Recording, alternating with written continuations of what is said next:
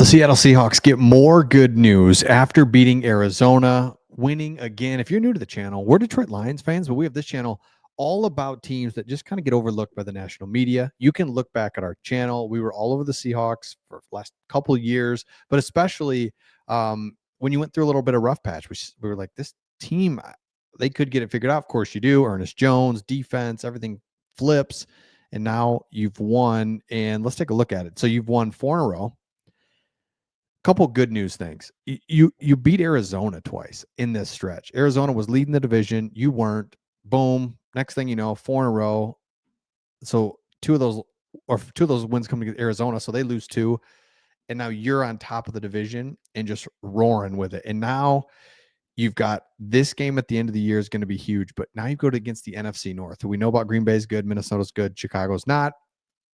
We'll see what happens. But here's the good news that came out of this game. One of the things that you've been trying desperately to do is 2 things: stop the run and run the ball. You've successfully stopped the run with Ernest Jones, changing up scheme, changing up your personnel, and you've stopped the run. Like mid-season, just went from bad to really good stopping the run. Crazy. We'll get more into Ernest Jones in just a second.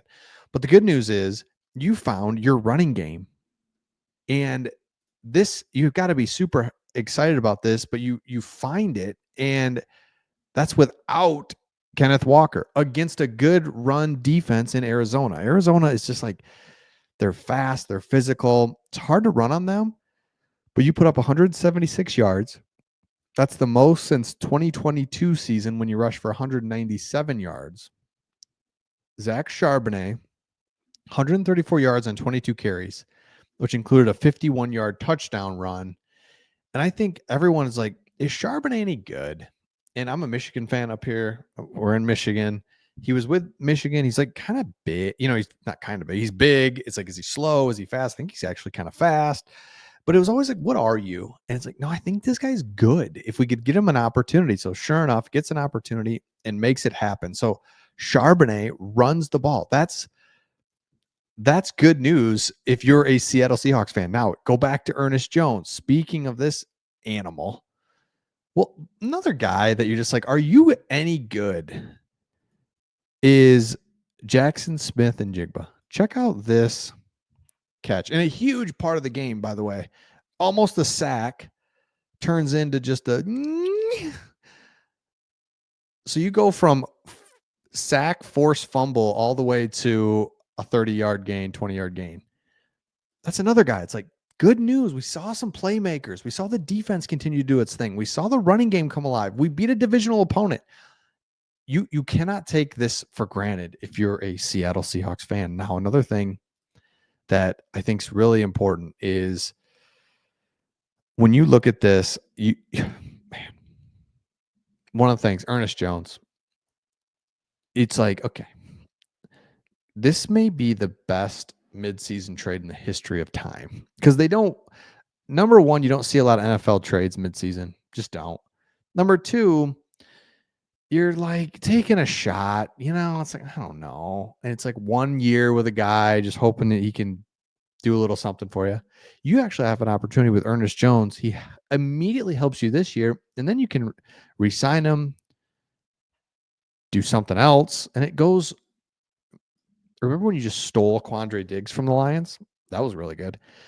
Leonard Williams, another one. So I think everything's changed if you're a Seattle Seahawks fan. Here's what I mean.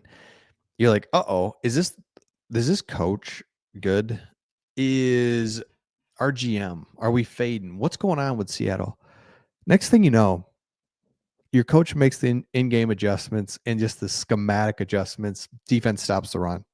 Your general manager pulls off a huge trade. It's like, okay, we got confidence.